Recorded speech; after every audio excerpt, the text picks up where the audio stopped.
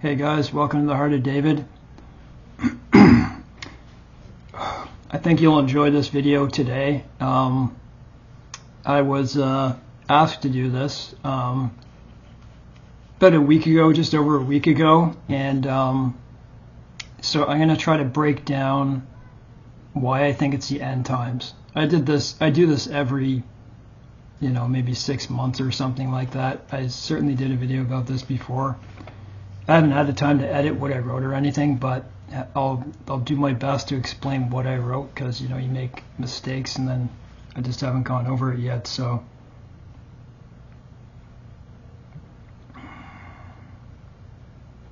guys, I hope you're doing well today.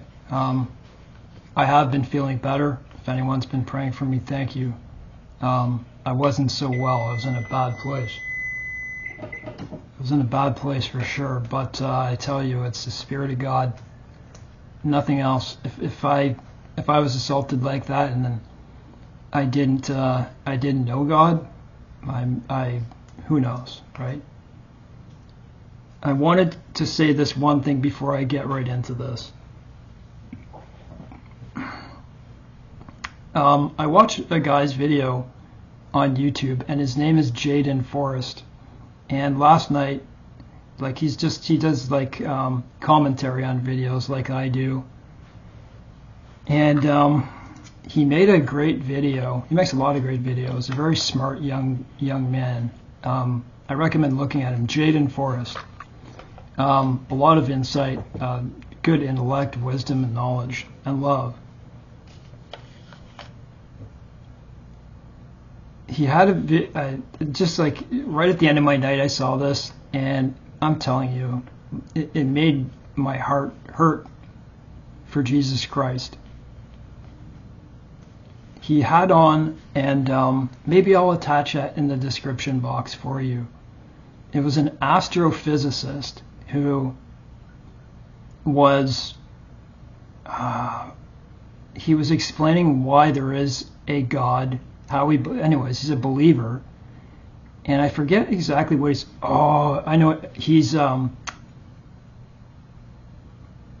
making an argument against Richard Dawkins of something that happened a long time ago, and something that this astrophysicist said struck me to the bone and marrow and spirit. And I had to write it down. You have to watch the part of the video. I'm going to put that in the description box, and if I forget, I will put it there. If it's true that God was on the cross, if it's true that God was on the cross, can you picture that? I really out of breath. I had a long conversation before this, so... Can you imagine God being walking by you? People don't think of it that way, right? We don't usually think of it that way. It's hard to come to that conclusion, to realize that that really happened. What he says is, he came to the conclusion that if that was really God on the cross, what does that mean? That means that, number one, he's not too distant from us, but he suffered so much pain for us on that cross. Can you just imagine that? He came down in the flesh and suffered in the flesh. He was brutally murdered, man. And he can feel for us now. I recommend you watch the way the man puts it, because I can't put it. Plus, I didn't look it over today. Jaiden Forrest Astrophysicist is one of his newer videos, if I forget to put it in right away. It just hit me, and I'm not kidding you. Sometimes, you get in that where you get tears, you start to cry, but it's a good one. It's a joyous cry, but I'm like, it's right before bed. I don't want to cry because I'll have a stuffed up nose.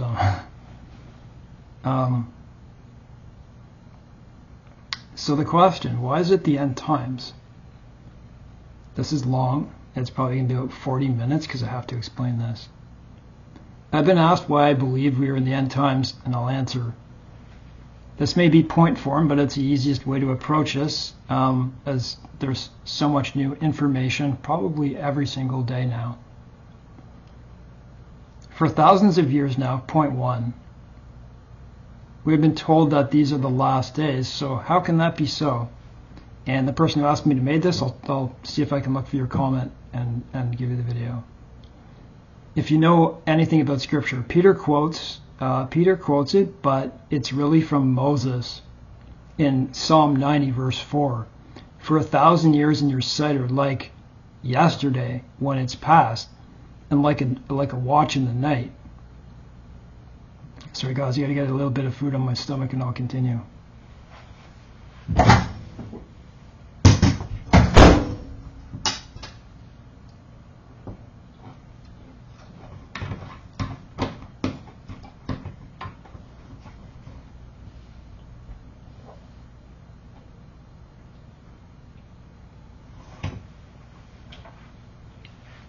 I had a really long conversation before this, so I was like in one spot, so I'm going to have to be in this spot for, it's very tough to do. Okay, so this means that he isn't slack in his promises as some believe. Was 2,000 years ago, according to God's time, was that the last days? If you look at history, in a 7,000 year cycle, which it obviously is, you have to do some research on that. God rests on the seventh day, which will be the millennial kingdom, which begs the question, where are we in this right now? We're in the last age. The literal very last part of 6,000, entering the 7,000 mark. Let me see, it goes, so 1, 2, 3, 4, 5, 6, yeah. 2,000 years may sound long to you, but if you consider 7,000 in total, and that's 7 days for God, according to 1,000 years a day. So just think about that. According to God, that's not a long time. The fifth day, so let's just say the apostles' time, Jesus came, let's say around the fifth day.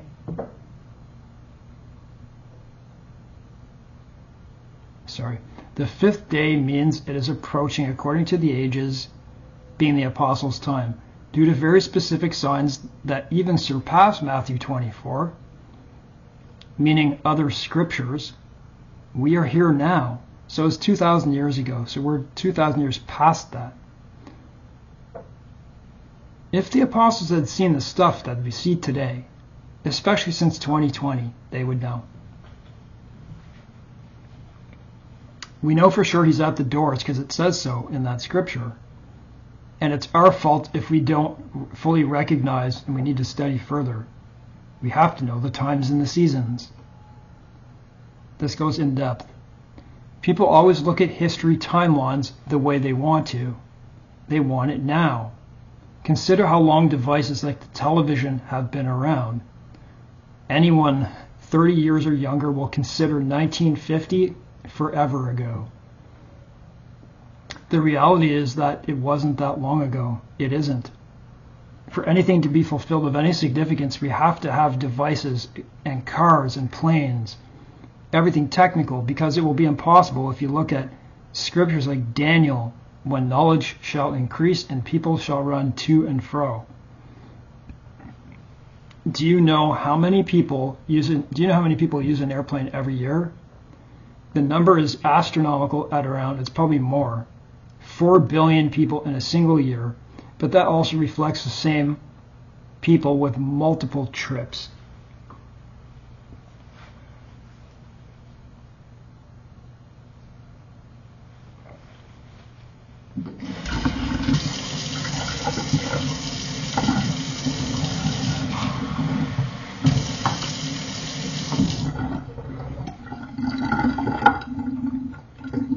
We have roughly at any given time in the United States, so I'll just say North America, alone, 6,000 passenger jets, private jets, whatever, it's probably separate from it, carrying people from one destination to the other. Think of that number.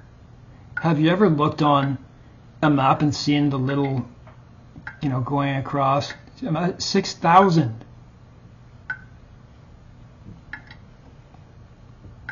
This couldn't be fulfilled before any car and a boat either has knowledge increased. At one point our knowledge, I tried to look at this, I couldn't find the right, but you get my point.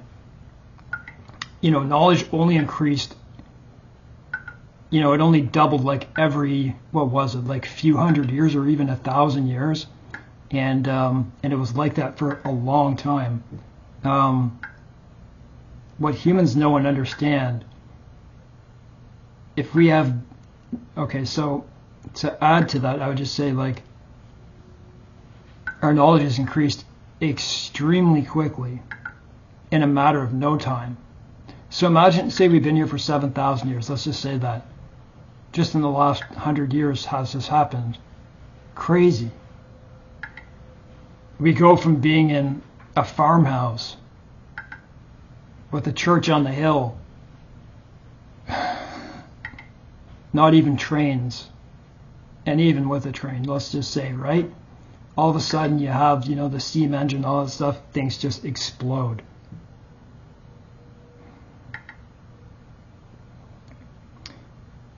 If we have been here for, let's just say, 6,900 years, let's just say that. In that time, our knowledge didn't increase barely at all until our age in the last 100 years alone. Imagine going from horse and buggy to steam engines, to a train, to steamboats, cars, planes, fast jets, then rockets in outer space in less than 100 years on the very moon itself. So you don't have any of that 100 years ago, let's just say 120 years ago, and then all of a sudden you have the steamboat, and 100 years later there's a man standing on the moon. These are very significant to Scripture. To recognize the times, not what those are. All of Daniel was fulfilled from that passage because now supercomputing, and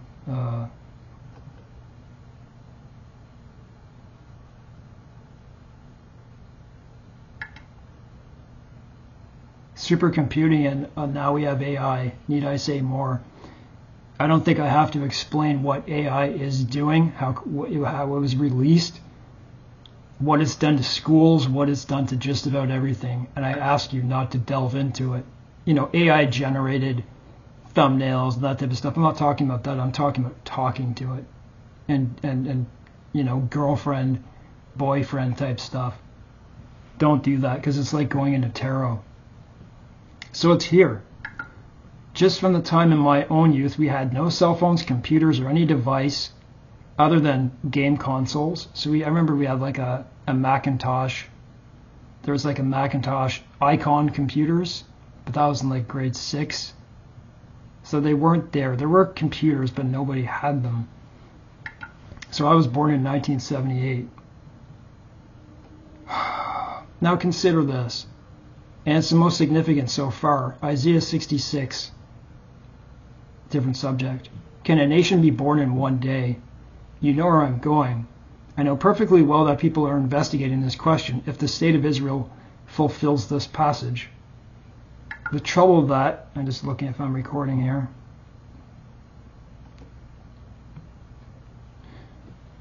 The trouble with that is that they don't like the fact that the Jews don't believe in Jesus. But that's just the way it's supposed to be. That's the way it is. That's why things weren't fulfilled when Jesus came. That's why he died. It doesn't mean... So they don't like the fact most of them don't believe.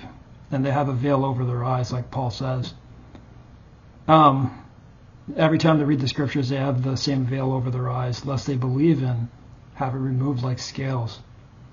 You need to understand that people reading that the Jews would return and establish a homeland after being dispersed around the globe, called the diaspora, for 2,000 years looked impossible to anyone reading the scriptures, and rightly so. Many popular names wrote that in their diaries prior to 1948, like Mark Twain. I just read something that he wrote in, it was like 1847, he visited the homeland. It was just completely desolate, like nothing.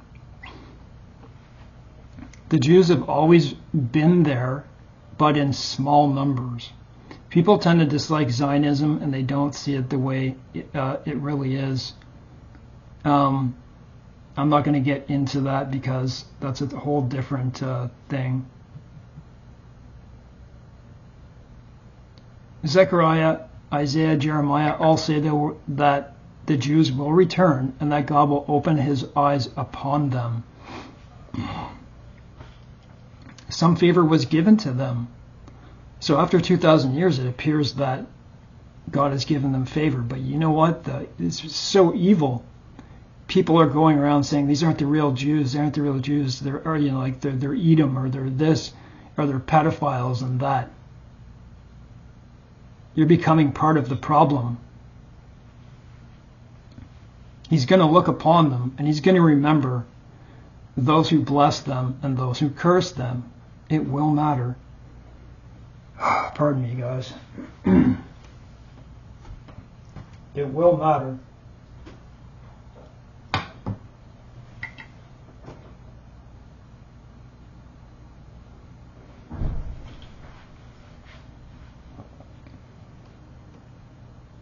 You know, we believed it for so many years. Why suddenly not believe it? Because this is deception.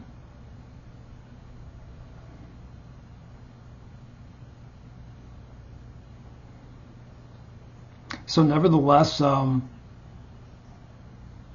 favor was given to them after so long due to them not obeying the promises, right? We can see it in the Torah. Nevertheless, Scripture must be fulfilled one way or another, or God's word would be a lie. So he has to do it for God. God has to do it for his own honor. And for love, but not of us, right? No matter how it began, who forwarded Israel's cause, and I know I've read deeply into this, it was done. And the Jews in 1948, with no support from the meddling British, so the British left and there was no more protection. So the Jews felt we could be wiped out again. And so they declared independence. That's what happened. So the protection was gone, or faced possible extermination. So they defeated a stronger force by far in what appeared as a miracle. And I do believe it was a miracle. Not only that, but in 1967 it happened again. There was other wars too. They won so many impossible wars. Like, all the countries that surround Israel attacked them. They did it again against many Arab countries in what one can only explain as a miracle. Yes, the U.S. gave weapons, but this is by God's permission. If one only looks on a map, the size of Israel, it's crazy when you look at it. It looks like this little dagger. It's so tiny. All it would require is one small atomic bomb. Or one big one.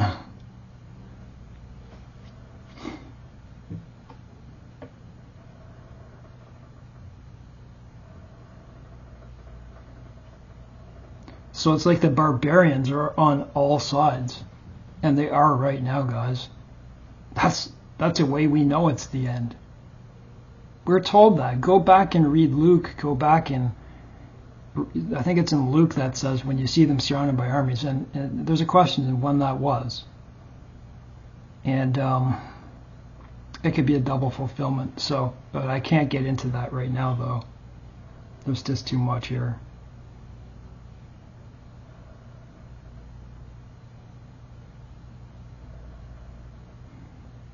To me, it's a wonder how even one person survived by those wars, how they were literally pushed into the sea. Isaiah was fulfilled, but that prophecy, is probably not all the way fulfilled. When Hamas began after the brutal attack, Jews in all countries were considering if they had to go to Israel due to persecution. When it started like that, that's what they were saying. They were all wondering, what do we do?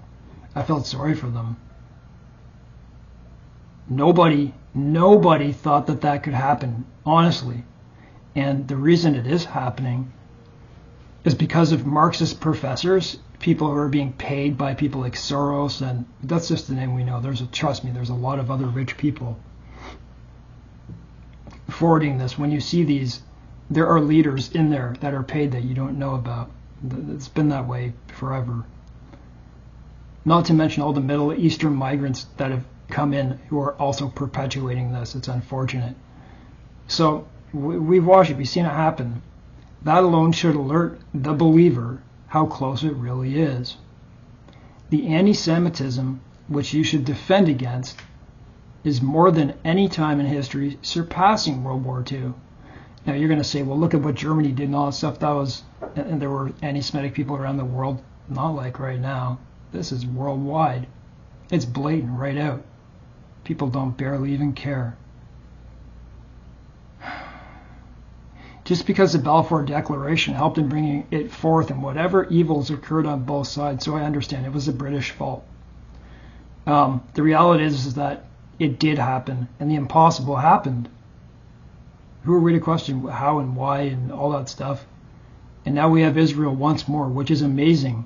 It has amazing significances to us.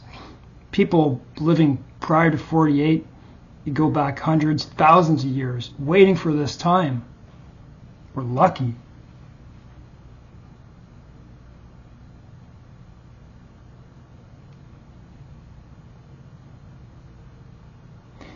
Great significance to the prophetic world.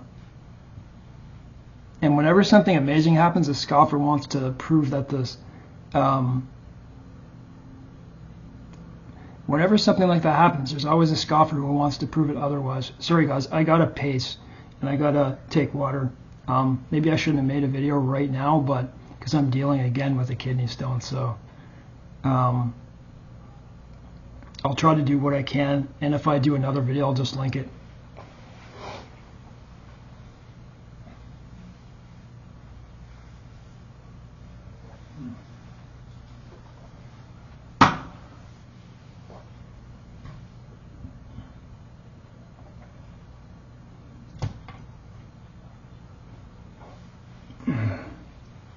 Let me paste once more.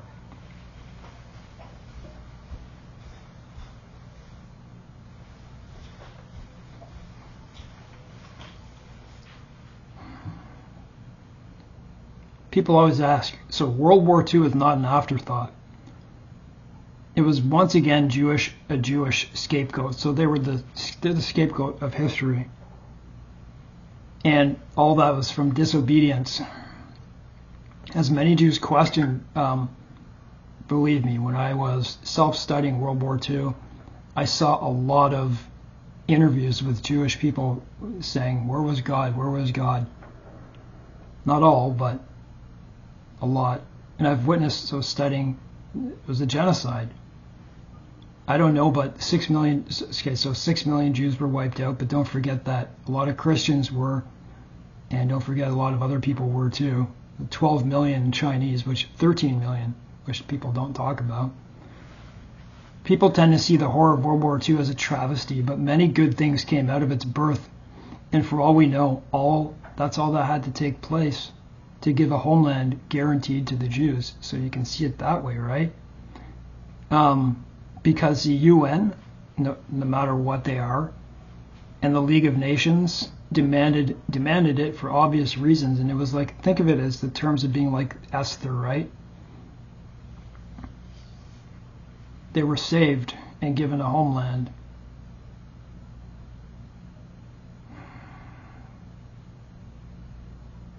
So Russia agreed because they liberated millions on their own territory. They saw the horrors of the concentration camps.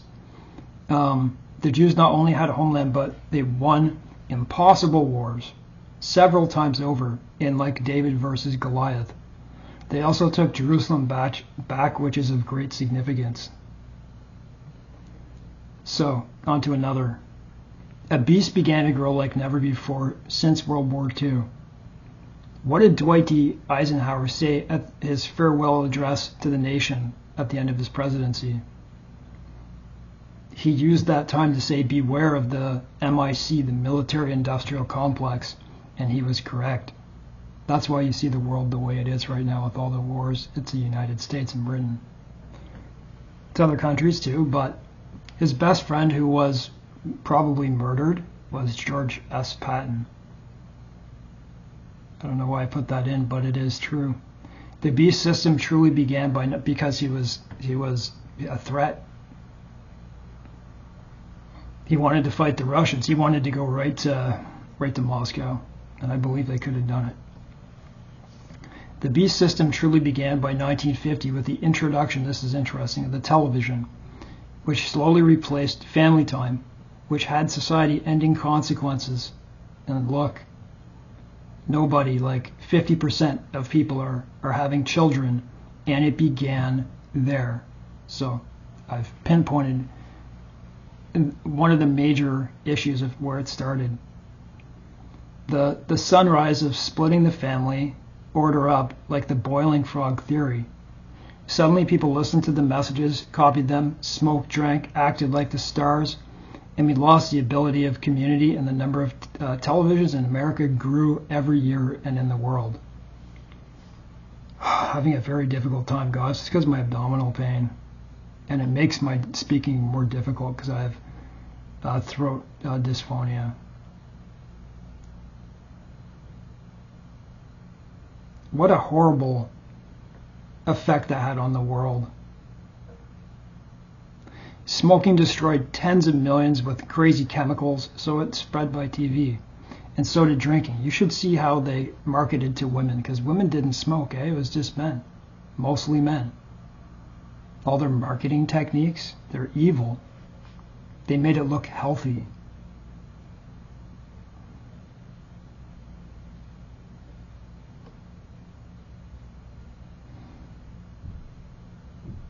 So people became what was on the TV. Hollywood, which really means a witch's stick. Go look up the meaning of Hollywood as Holywood. Hours spent on TV rose dramatically and the image appeared. Would you not say so? Nobody recognized how abnormal it was because everyone had one eventually, like they do now, and are simply used to it. It took us away from family time and turned us into the witch's stick, or what is, so I just said that. Brainwash our minds. Our minds were attuned to a piece of wood, metal, and glass, and a screen with an image to obey, basically, and be like the fictional characters, taking away individual character from many to be like them. I make my point. That's what today is. TikTok, YouTube. I'm talking about non-educational stuff, stupid stuff, to make us stupid, and it has. Pardon me.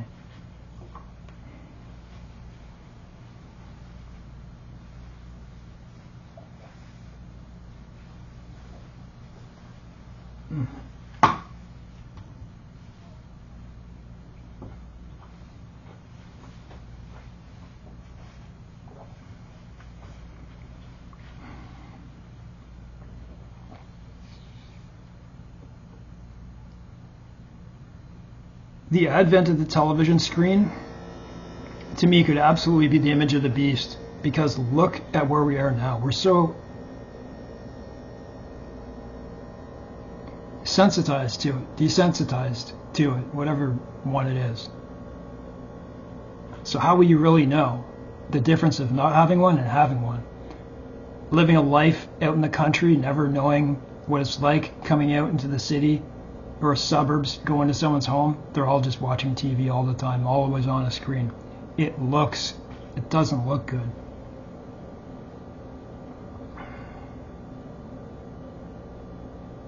This is Daniel coming true.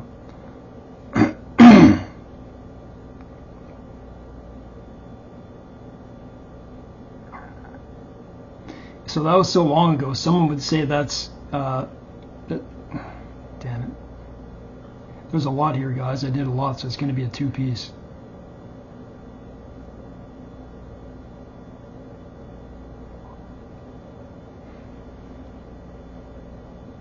Really, it's only been 70 years ago that all this advent of the television happened. Some say it's a long time ago, but people who say that are young. It's not. There was no lack of negative evidence of what television has brought us. They brought us cigarettes, and women started smoking. Alcohol was now cool on billboards everywhere, so sin was growing at a rapid pace. Never before was something so effective in fooling people. It provided the ability to mass advertise through an entire country. They had the radio too, but this was really different. If, as a believer, wanting to know why or how we're at the end of days, if you can't recognize how substantial the creation of radio and especially television was, I can't convince you of anything, nor have a need to.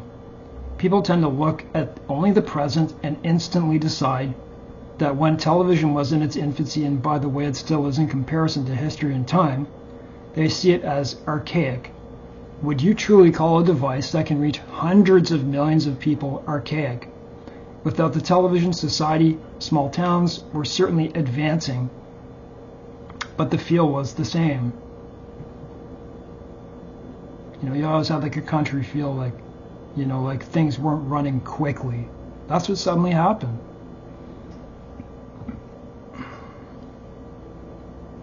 I always think to myself how I would have loved to live through the 1800s or any time in history before all of this garbage. Commercials were the biggest negative factor in swaying society to buy. And it got intensely bad around my 20s. Like I could see it was getting worse every Christmas. It was just, that's all they cared about. And then after Christmas was done, they'd say, you know, like prophets before, prophets after. Who gives a damn?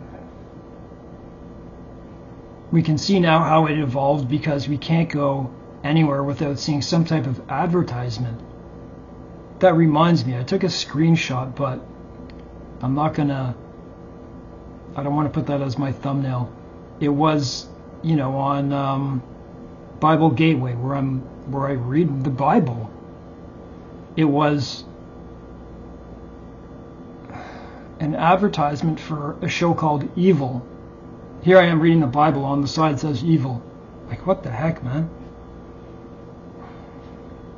It's at the point of being oppressive with their own phones and devices, listening in on us and suggesting cars to buy or whatever it is that it heard us say. This is evil personified. I'm going to take another break because I do want to do more of this. Do as much as I can.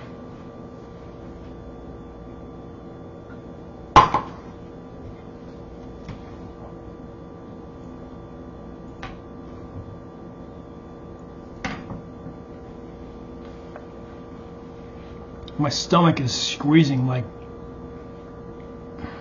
You say, how does it affect my throat? Because it's my stomach. It's all attached. Smooth muscle. So I take a little tiny pill, non-addictive, called hyoscine, and it helps with those contractions in my throat. I won't take them extra. I only take them when I need them, but like I do need one right now, but I don't want to take extra like thing. Not to be underestimated is the change in sexuality created by television shows and movies that persisted, pushing the boundary as far as we would let it. So I've lived through this. Keep listening. There was always some pushback by society as a whole, which did work. I'm old enough, so I'm 45. It's 46 at the end of this year.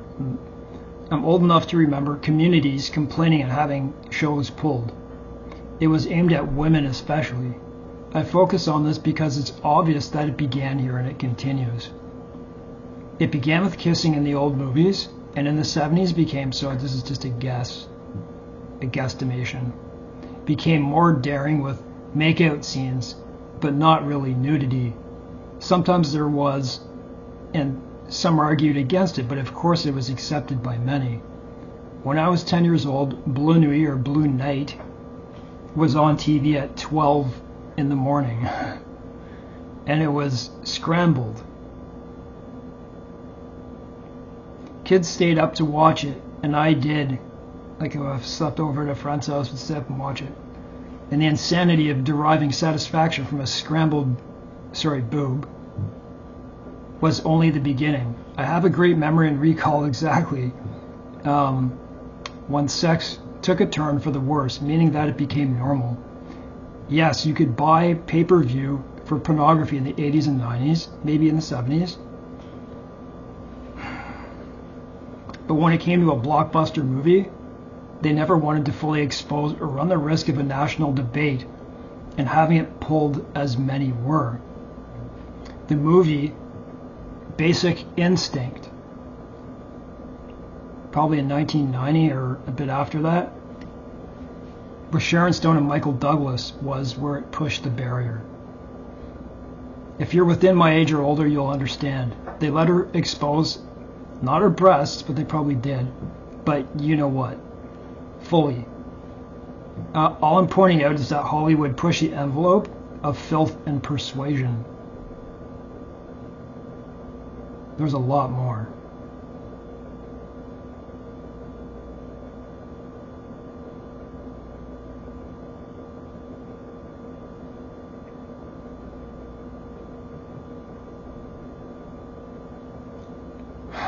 Certainly another part. The amount of hours spent on games and television before smart and cell phones came is astronomical. 3.5 hours was the average in the 1990s, and many went way above. It ruined the family structure, and because it didn't happen in your family doesn't mean it doesn't occur. I remember having to sneak in at 12 years old to an R-rated movie at the theater. I do believe someone from my era has the best of all views, because we grew up with Atari at most in television. Nintendo came out. Last generation, out in the outdoors and playing in the streets, which was the 80s and 90s. I was on the cusp in Generation X. It was different than people prior because when I began school, there were no computers and they were introduced in grade 6 called Icon. Very old. The first cell phones came out in my last year in bulk. On a side note, our population increased exponentially after World War II like no other time in history. So I'm 45. There was only 2.3 billion.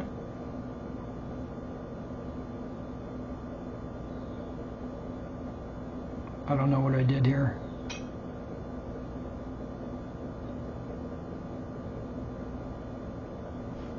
In World War II, so say just around World War II, there was 2.3 billion people. And in the other war, which was only like 20 years before that, there was 500 million people.